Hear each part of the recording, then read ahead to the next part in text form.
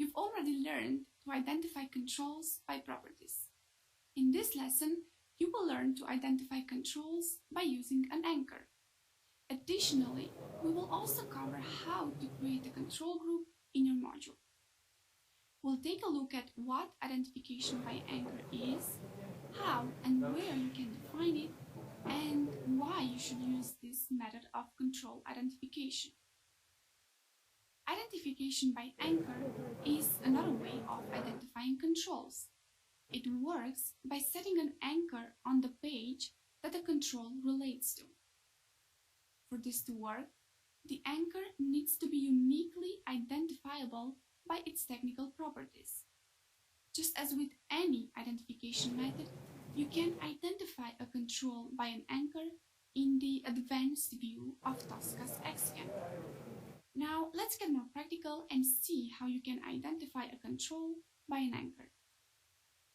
We'll do this with the control books.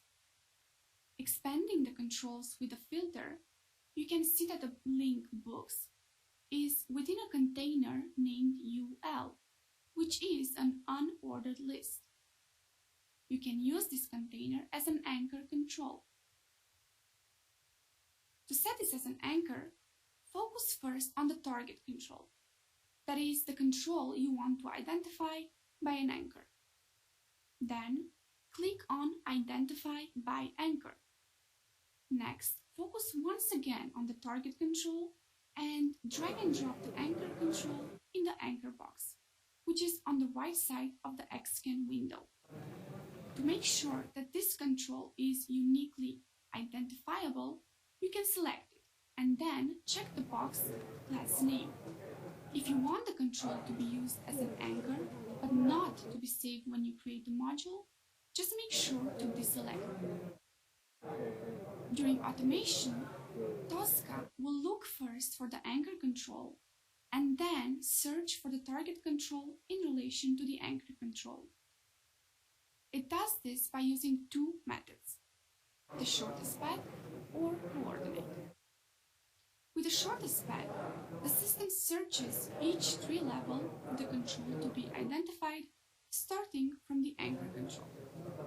The search starts directly beneath the control and goes from the bottom to the top, up to the root element. When using the coordinate method, the exact position of the control to be identified is searched via coordinates. However, this option is highly dependent on the screen resolution. If the initial resolution changes, the control might not be found during test execution. When the setting Auto is used, Tosca will automatically try to use the shortest path. And if this proves unsuccessful, the system automatically changes to the coordinate method. One reason why you would want to use this method is because it is independent of zoom. However, it is not independent of screen resolution. So make sure to check your screen resolution and adapt it accordingly. Another reason is that the target control can be, but need not be, directly related to the anchor control. Any other identifiable control in the tree can be selected. Also, you can use an anchor without having to add it to your final saved module. Now that you have created your module, you should also take care of organizing the elements within it.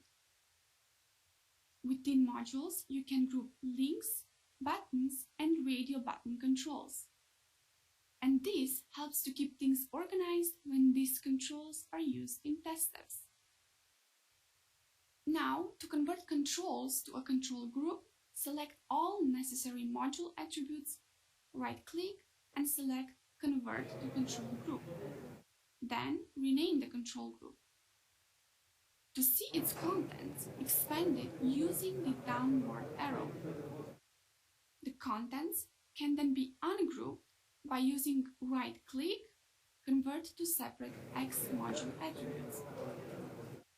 And this brings us to the end of this lesson. You are now able to identify controls by anchor in Leccion and also create control groups. This video also marks the end of our module section. 2 out of 5 sections are already completed. Give it a try by completing this exercise.